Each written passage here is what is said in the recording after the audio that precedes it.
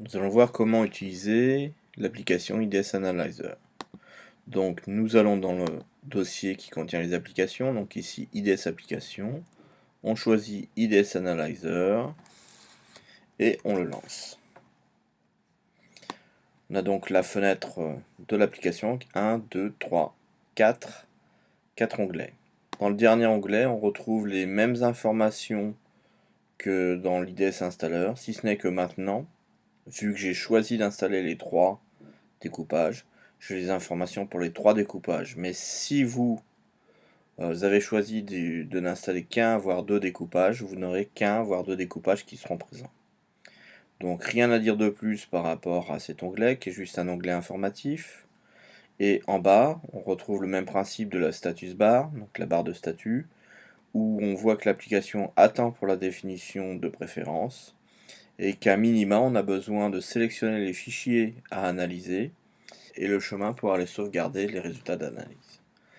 Donc pour commencer la définition des préférences attendues, nous allons dans l'onglet Main Settings. Alors là, dans la dernière partie de la fenêtre, on a Global Settings.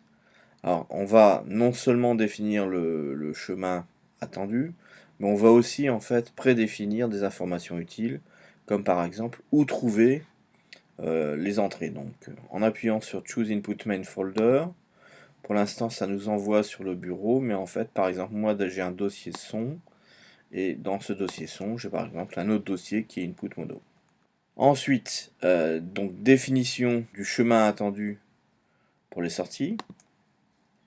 Et du coup je vais faire lep et dedans je vais juste choisir le dossier lep dans IDS Profile CSV. Si je veux retrouver la même configuration par défaut lors du prochain lancement de l'application, il faut que je fasse Update Preference Files et ça va aller modifier le fichier IDS pref.idsanalyzer.txt. Alors, ce qui est aussi proposé ici, c'est par exemple de créer un fichier log. Donc avec la règle pour composer les noms qui va être log, ça on n'y touche pas. On peut choisir le préfixe, donc par exemple test. Je valide mon préfixe et j'ajoute par exemple la date. Et si je veux que le fichier log soit effectivement créé, je clique sur le bouton Create a log file.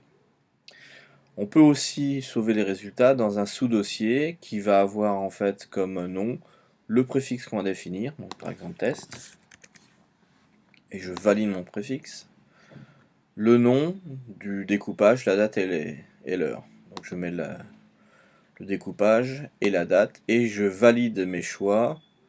Enfin, je clique sur le bouton qui est là pour être sûr que ce sous-dossier va effectivement être utilisé. À ce stade, on a juste défini en fait l'outpass, donc le chemin de sortie, et on va continuer pour autant à personnaliser finalement l'application et petit à petit aller jusqu'à la définition donc, de ce qui nous reste à minima, c'est-à-dire les fichiers à analyser. Alors avant d'aller choisir les fichiers, on va les regarder dans le deuxième onglet Mappings to Use. Et là en fait ce qui se passe, c'est que pour chacune des fréquences d'échantillonnage installées, on a le découpage par défaut qui va être utilisé. Alors je vais utiliser des fichiers en 44.1, mais par contre ce que je veux, c'est que ce soit le découpage LEP. Si je veux retrouver lors du prochain lancement LEP comme découpage fréquentiel pour les sons en 44.1, il faut que je mette à jour les préférences, donc que j'appuie sur Update Preference File. Donc maintenant il nous reste à définir les fichiers à analyser, donc on va dans Files to Analyze, et là, donc il faut commencer par ajouter des fichiers.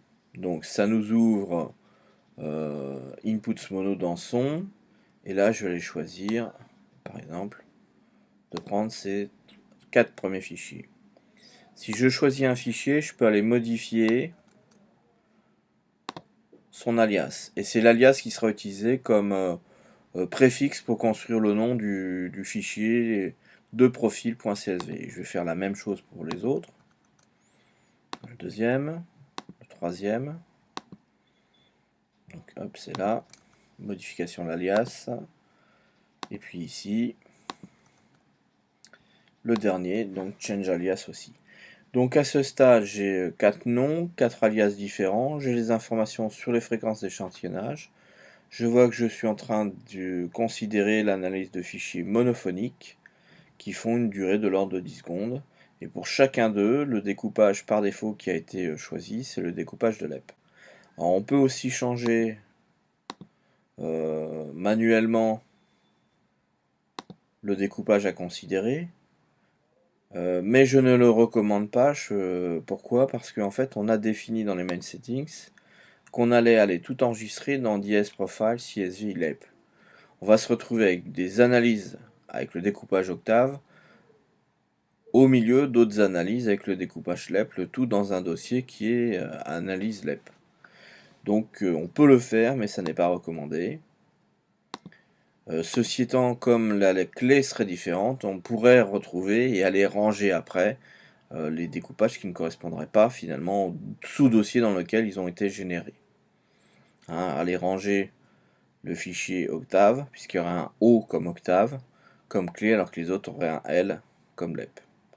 Donc à ce stade, on voit que dans la barre de statut, on a 4 fichiers qui peuvent être analysés et que le bouton Launch Analysis est maintenant activé. On lance l'analyse. Ça a ouvert une fenêtre de Finder pointant vers le sous-dossier LEP. On vient de voir apparaître la création d'un sous-dossier test LEP 2017-1023, donc avec la date. Et puis, on vient de voir 1, 2, 3 fichiers, sachant qu'on en a combien? On en a 4. Au final, on a 1, 2, 3, 4 fichiers avec l'extension .ds.csv qui sera l'extension pour les fichiers profile.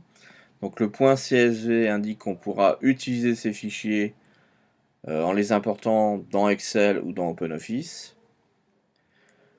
Et on a le fichier log au format .txt. Alors, si on regarde d'abord le fichier log, donc pour chacun des fichiers analysés, on a une ligne avec un numéro, donc 1, 2, 3, 4, pour 4 fichiers analysés. On a le nom du fichier web original et le découpage qui a été utilisé.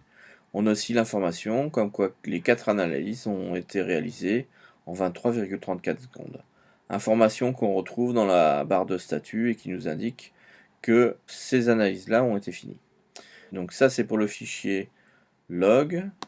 Ce qu'on va faire tout de suite, c'est aller définir l'application par défaut pour les ouvrir.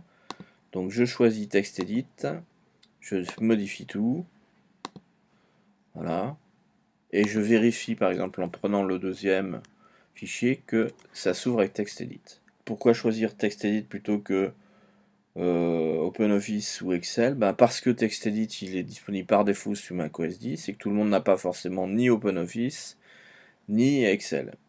Alors ceci étant, ce serait plus facile d'aller faire une modification de ces fichiers, même si je le déconseille, au moins dans un premier temps, d'aller les faire en fait sous OpenOffice ou Excel, parce que là en fait il faut faire attention, on a des délimiteurs qui sont des virgules à la fin de chacune des lignes, mais aussi entre les différents champs, et on a vite fait de supprimer une virgule, et donc du coup d'avoir un fichier qui après sera inutilisable.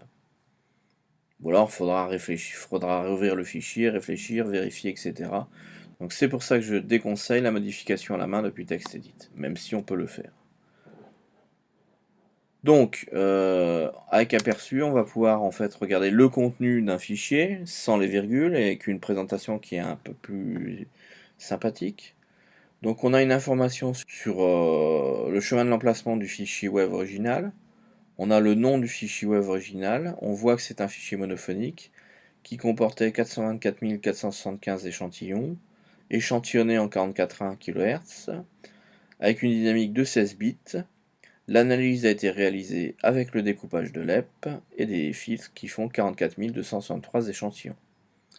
Ensuite, on a l'information sur le portrait DS, donc une seule voie, numérotée 1. Et puis, pour chacune des sous-bandes, on a l'information sur les limites gauche et droite de la sous-bande et le poids en dB relatif correspondant au poids dans la balance spectrale de cette sous-bande.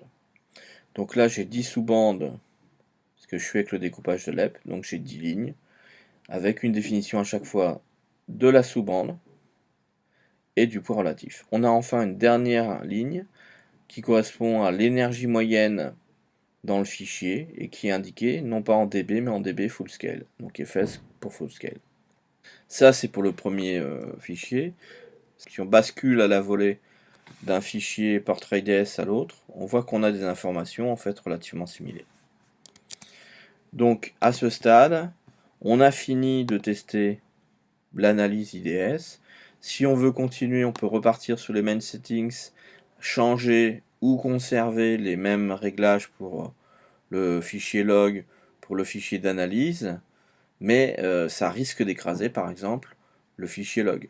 On peut aussi choisir un autre dossier par an, changer donc comme je l'ai dit donc le nom du dossier et changer la sélection par exemple en utilisant remove all, ou admettons par exemple qu'il y en a un qui ne convienne pas, celui qui est sélectionné change chauffeur, hop, il vient d'être éliminé, ou remove all qui permet de tous les supprimer.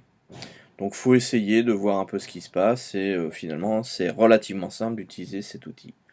Donc là, la démonstration pour cet outil est terminée. Je peux simplement quitter l'application en cliquant sur le bouton Quitte.